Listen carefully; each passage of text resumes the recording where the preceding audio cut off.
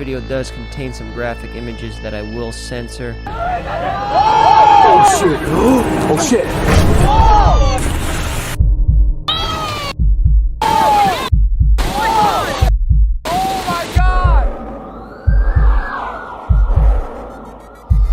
Nobody had an answer of what was going to happen, and all I kept saying is, God, please just watch over him and make sure that he's okay.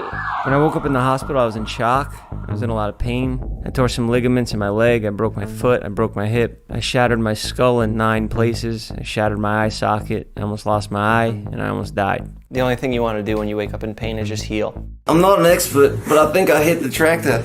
Holy shit, Jeff. I thought you were dead.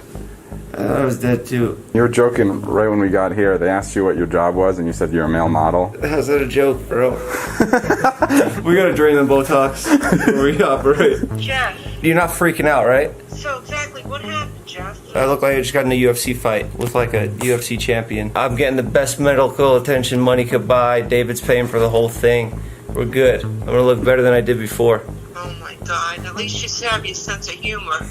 You're gonna kill me and Dad. No, but I'm good. I'll be out of here tomorrow. They're gonna release me and then I'm gonna go right to the gym.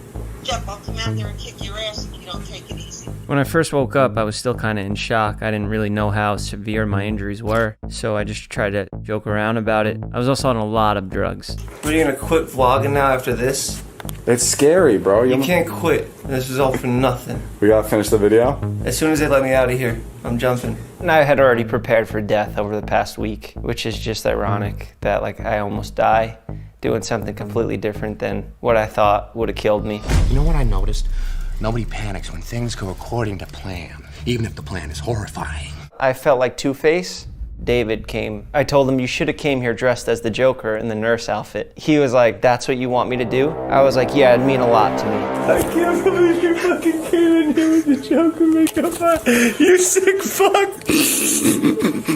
You never find jokes any more soothing or calming or funnier when you're with somebody that's really hurt and they're cracking jokes. It's like the best feeling because you're like, oh my God, thank the Lord, and he's still like being himself. You fucking psycho! Get him out of here! Don't grab my fucking face, you psycho! For him coming dressed as the Joker, that was my request. I said that would make this better. So that was my entertainment for the day. You come here to finish the job? Huh? I did a horrible joke. Is this all part of the plan? Jeff's positivity cheered everyone up, including himself, which I think really helped the overall tone of like how gloomy that day was. Rachel! Shut the fuck up! Get in the fucking van! He made it out. I'm free. Emergency. All right, now blow it up. Fuck, man, why do you get to be the Joker?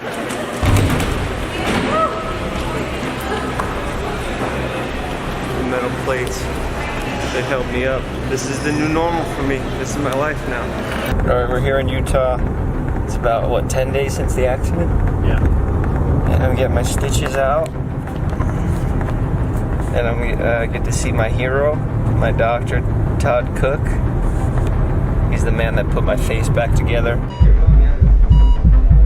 Party's over. Feeling sorry for myself is over. I felt stupid that I even got myself in that situation and that I even allowed somebody to have control of my life. I've played this out over and over again. I'm in this by myself now. I'm the one who has to deal with this injury. The first thing I said when I woke up in the hospital, I called up Vince and I said, just don't jump without me. I don't want this accident to turn me into a pussy, so make sure you don't jump without me.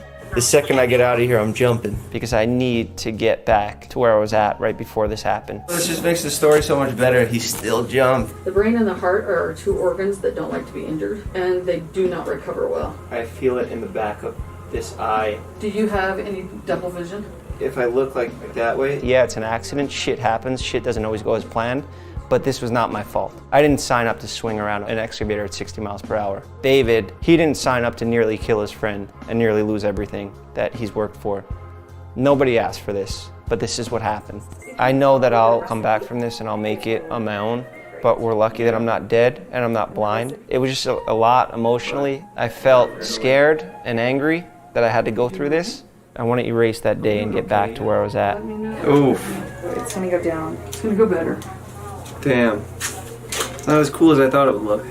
I hadn't told anybody what actually happened. They don't know what's going on with my vision. Nobody can understand it. You can't put somebody else in your brain to see how you see now. That crazy cut right there is the one, even though it was the smallest and looked the less ominous, was the one that potentially hurt you the worst. If that angle of what you hit would have been about 3 degrees different, or if that would have entered about 3 millimeters higher and been on the same angle, it would have cut your eye right now.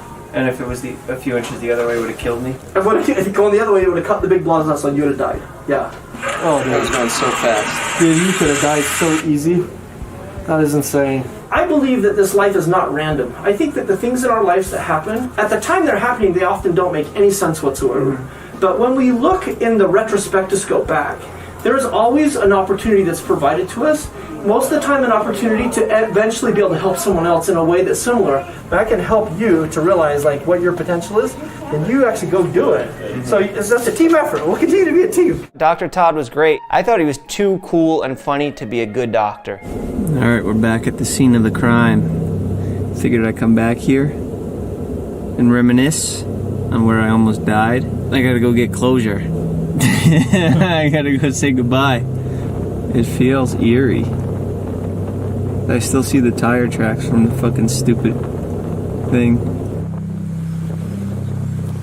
You're only as good as your last video, and you have to stay consistently posting in order to stay relevant. First of all, I'd like to apologize. I'm sorry that you have to sit here and look at this face, but this face is the face of a new man. I didn't even take a week off. I like to come over here every morning and look at my injuries, look at my scars. I didn't want to sacrifice the one thing that all this shit happened for, which was my YouTube channel. Okay, how you doing, Dixie?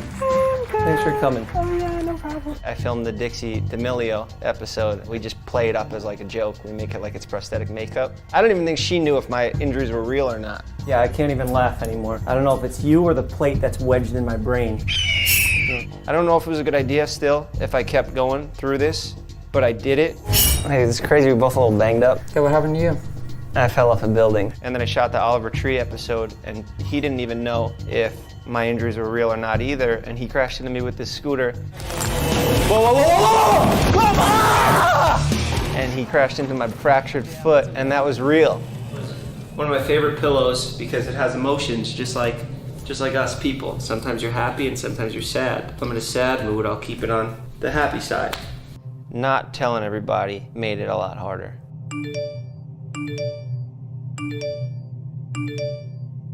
I'm just reading hate comments saying you're fat. Jeff's getting fat. What did Jeff do to his face? Did he get more Botox? And literally I'm just following doctor's orders to save my eye. And sometimes it fucking sucks when people are talking shit and nobody knows the real story. I have things that keep me sane and that is working out. And now the doctors are telling me that I need to gain fat in order to do an eye surgery. And it's just everything that keeps me sane in life now is gone. Everything that makes me happy is gone. And now I have to learn new ways to cope. Most people start their day, they look at their phone, and the first Instagram story would be him. And I would click on it and it would be him being praised for something that he accomplished that week. And I'm sitting here in my house in the worst place I've ever been, thinking I'm never gonna get back to where I was at. It made me resent him, it made me resent seeing his face, it made me not wanna go online, it made me not wanna open up YouTube. It would just put me in a bad place. Like I'm healed enough to walk around, but I'm still really fucked up.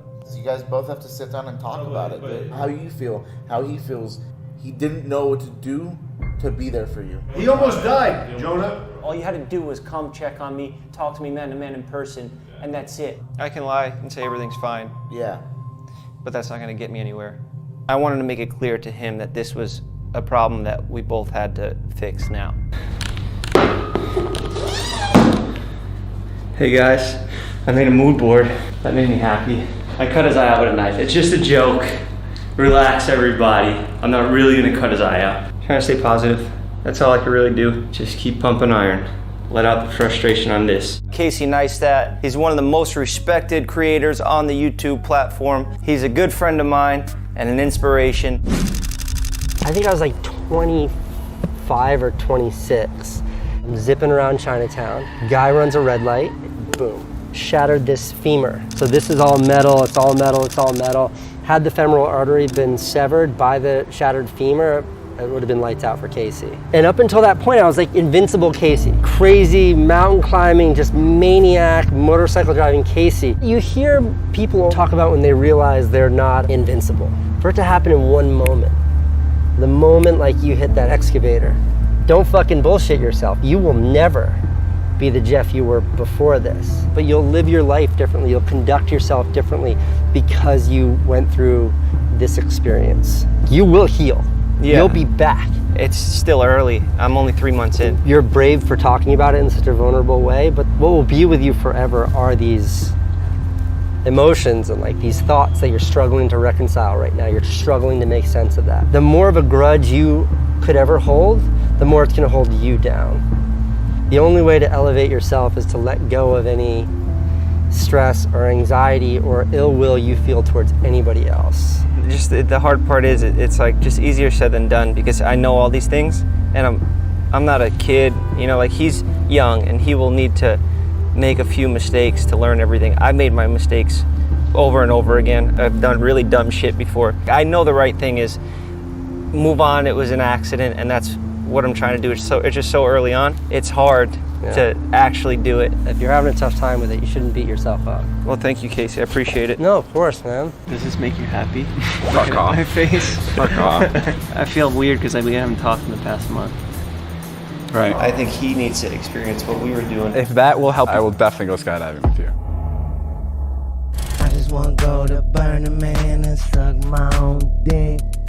I just wanna go to Burning Man and suck my own dick. On a spaceship, yeah, I came to Burning Man on UFO. They don't understand why I am the original alien.